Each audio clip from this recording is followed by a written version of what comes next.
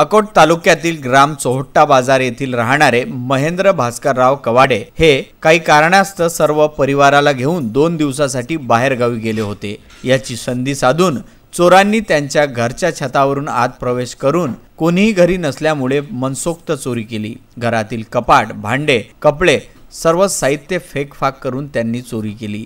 35 gram सोन्याचे दागिने व काही नगदी कॅश असा एकूण 1.5 लाख रुपयाचा मुद्देमाल चोरून चोर पसार झाले।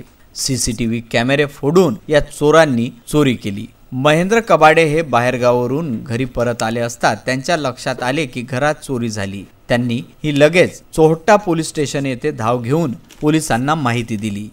काल आम्ही बाहेरगावी गेलेलो असल्यामुळे काल अज्ञात चोरट्यांनी माझ्या घरामध्ये प्रवेश मिळवला आणि त्यांनी माझ्या घरामध्ये खूप सारं सामान अस्ताव्यस्त केलं आणि त्यामधून सुमारे 1.5 लाख रुपयापर्यंत कॅश, नगदी कॅश आणि सोन्याचे दागिने 30-35 ग्रॅमपर्यंत सोन्याचे दागिने चोरीला नेलेले आहेत आणि सर्व माझं नुकसान झालेलं आहे।